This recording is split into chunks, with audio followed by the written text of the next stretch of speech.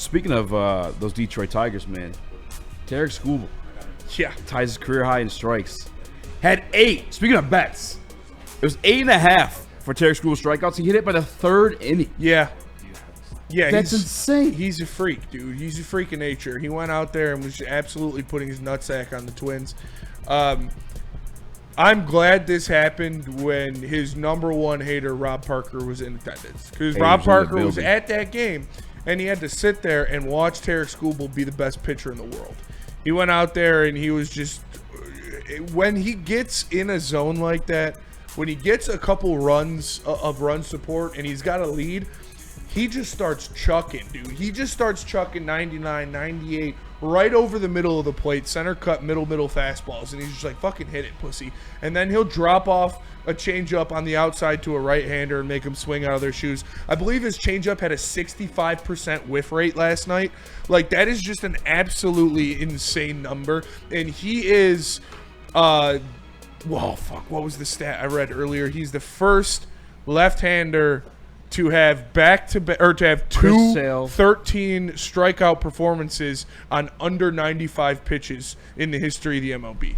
The guy is just a freak, man. He's up there with, it was Chris Sale, Sandy Koufax, and Randy Johnson as the only left-handers to do the things that he's done on a 13 strikeout performance with 1 hit and no earned runs in multiple games in a season. He is the best pitcher in the world. He's the only left-handed pitcher with 13 Ks and under 95 pitches. 100%. Starts. I just said that. Sorry, you're just taking all the good stuff. You never shut up. Yeah, well, I mean, I was talking. And, yeah, this guy is just absolutely electric, man. It was so much fun to watch. Being down there and being a part of, like, the atmosphere, it was insanity. The amount that he was feeding off the crowd and the crowd was feeding off him when he went on that consecutive streak of strikeouts. Nobody was touching him. And when Byron Buxton finally flew out to left field, they were kind of throwing jabs at each other on the broadcast. Like when he was running by them, you know, they were jawing at each other a little bit, like kind of laughing. I'm assuming it was probably something like Buxton was like, "You ain't striking me out," or something. You know, I'm putting this one in play or something like that. But the amount or the damage that Skubal's doing just this season, like, or not allowing, it's on a better track than Justin Verlander, fellas, when he won the MVP. That is how good Tarik Skubal is, and these conversations are getting more and more real. Not the longevity of it, but that Tarik Skubal is a better pitcher than Justin Verlander ever was as a Detroit Tiger.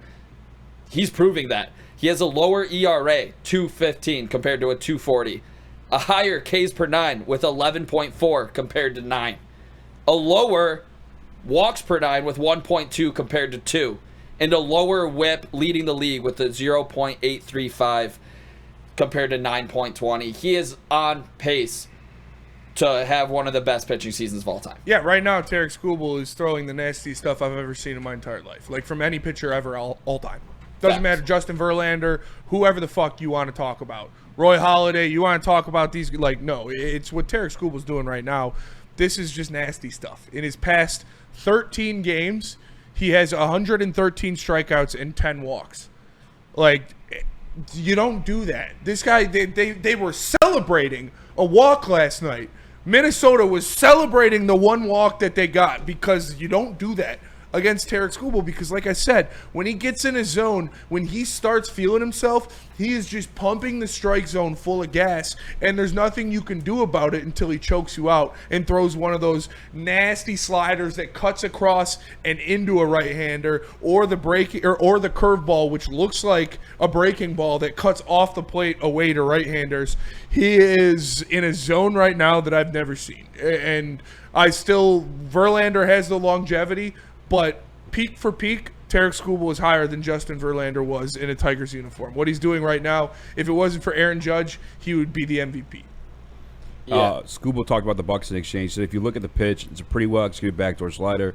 That's all I want to do with that pitch, and he put a good swing on it. And I'm like, bro, you're supposed to take those. You're supposed to let me get ahead 0-1 and then see if you can hit it. Pretty much the exchange that those two had. With Buxton? Yeah. That's awesome. I just threw something in Slack, Chris. This was from MLB. They tweeted it out. Yeah. Tarik Skubal's in some elite company. He joins Max Scherzer and Justin Verlander as the only Tigers to win 10 consecutive decisions in a season over the past 40 years. Elite.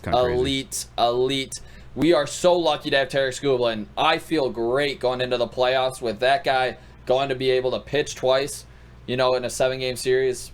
I feel great about that. Yeah, he's the ultimate trump card for any type of playoff series when you're like, oh man, this guy's hot, or this guy's hitting well, or this team's got a murderer's row lineup. It's like, okay, we got Tarik Skubal, and he's going to go out there, he's going to pitch 7 to 8 innings, he's going to strike out double digits, and you might get a hit off of him. That's just what he does. And, man, when we see him going further and further in these playoffs, I can't wait to see how he cranks it up even more, because we know he loves the big moment.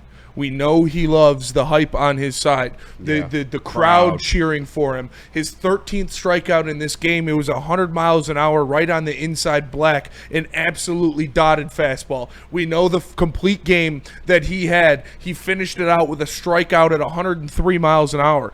This guy feeds off of the environment in Comerica Park. He feeds off of what the fans give to him in every start. That is must-see Scooby or whatever you want to call it. This guy feels that, and he turns up for the big moments. So could you imagine an ALCS Game 6 in Comerica Park with Tarik Skubal on the mound, or God forbid a World Series Game 1 with Tarik Skubal on the mound? Like this is stuff that should tickle the loins of baseball fans everywhere, because like I said, the MLB is back this year because we're not just seeing great performers, we're seeing all-time performers. When you look at Aaron Judge, Shohei Ohtani, and Tarik Skubal, they are all-time performances they're putting on this year, and it's must-see TV. I know it's cliche, and but it really is. It is appointment viewing.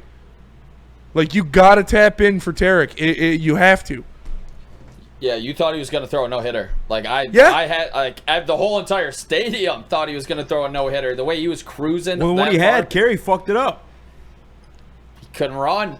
He should have let Austin catch that. Austin Meadows, right, shout out. He's down in Florida. Austin is Parker. But it's every time. Exactly like Spencer said. I think just the atmosphere of Sunday Night Baseball last night, it was a different buzz in the air. It felt like a playoff game. You got to see Skubal yelling at people, coming off the mound with the big hop, doing everything he could. Real quick, I gotta address this from Steve O'Baby. Steve O'Baby says, Spencer, I think everyone has forgotten what happened to the Lions, and now they're appreciating the Tigers. And I think that's the same thing, but I think it's allowed. I think it's even crazier for the Tigers this year. Like, the Lions, you look at the Lions team last year, the talent you had on there, the players you had on there, you were like, okay, the line or the schedule that you were going into, you're like, okay, this is a team that should. We had them winning 13 games in the preseason, before the season started. This Tigers team, they weren't supposed to be this good. This offense is not. They were supposed to be good. They were supposed to compete for the Central. They weren't supposed to be best team in baseball good. And it's crazy watching them play like that every time, because you've got the guys stepping up on offense. You've got now more starting pitchers coming back. Casey Mize has looked good his past couple starts. Hopefully Reese Olson can get back up here pretty soon. But, man, it's special with the Tigers because they're continuously defying expectations. And to me, it solidifies the improbable run that they went on last season. Absolutely. It solidifies that this team is 100% legit. And, it might not be the Aaron Judges, the Cal Rallies, the Juan Soto, Shohei Ohtani's, but it's every single night they're going to find the best matchup, no matter what that is. AJ Hinch will find the best matchup and put every single player in a position to succeed. And most of the time, they do. Night in, night out. I mean, the closest thing to a superstar in this lineup is Riley Green. And, he's right there. Another bomb last night off of the bat of Riley Green. Love to see that for him. He's on pace to do some special things where you are talking about him as a superstar. But besides that, it's everybody just kind of forming, buying in, and that's what I kind of learned a lot from when talking to some of the players yesterday, like Jahmai Jones, like just how bought in everybody is. They're not looking forward to, you know, a series ahead of time or anything. They are 100%. They take it day by day. They say it all the time. AJ will say it every single day that he talks. Day by day, we're going to do what we can to win this game. And that's the way they approach it. For October at all? No. I mean, I still think that they maybe need one more bat, 2 more arms, maybe a starter, a reliever, and a hitter. But, I mean, you're always going to want to add. That is a lot. That's a lot. That's with if you're the asking, best minor league system yeah, in but baseball, if you're asking you for don't 3 have to, players at the deadline, you're going to be disappointed. I just don't think that. Gun to head, you had to pick one to solidify a series. What? We have the best farm system in baseball. I think that they're going to do everything they can to upgrade this team. I think so, but if I don't think they're going to jeopardize any of the top guys. I think if you're expecting 3 players at the deadline, you're going to be disappointed. If all the stuff about them being super cheap as well as like turns out to be true, which obviously evidence presented, yeah, it looks like that's the case. They might want to keep on to what they got in the farm system because they're not going to pay anybody to complete this team. Yeah. I mean, they're not going to trade any top prospects. Yeah, I'll say that, you know. But I mean, these guys have nowhere to go. That's why they haven't been promoted. They have to trade some of these guys. For sure. That's a good point. Like, but again, I think that's a lot to expect. If you had to pick one position, one spot yeah, at the deadline to address. What level of player are we talking? Because are we talking superstar? How many guys that show up in October? It's like from a Riley Green to superstar. Like an all-star? Yeah. That's way higher than Riley Green to superstar? Yeah. Riley Green is a superstar. Okay. So if you're expecting I just want to hear you say it again. a superstar this year, I don't think that's going to happen. I think you can get a Colt Keith to Riley Green level player. Oof. And that's what you're going to expect. That's what you should be expecting.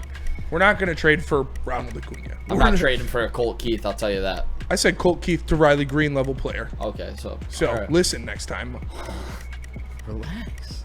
I mean, I'm not trading for Colt Keith, but I want 4 players. I mean Zach McKinstry's better than Colt Keith. You'd have to pull him out of the lineup. Yeah, you know? And I'm saying a player between a superstar and an everyday player. We'll see what happens with Kerry as well. Chris is hoping if this to win. injury is lingering, that's trouble. Might where be you something might you need have to address. Yeah. But Vierling being back helps. All-Star break coming up. I heard from a source that Kerry Carpenter was walking very healthily this morning. So yeah, I still say. I mean, I guess we got the break coming up. I've been saying for fucking 2 weeks now. Can we relax Kerry a little bit? I mean, I don't know why we're flirting with that. He said the hamstring. You asked him right before the game. I saw it. Phoenix Sundust. Riley Green's a superstar this year. He's the second best outfielder in the American League. That's a superstar.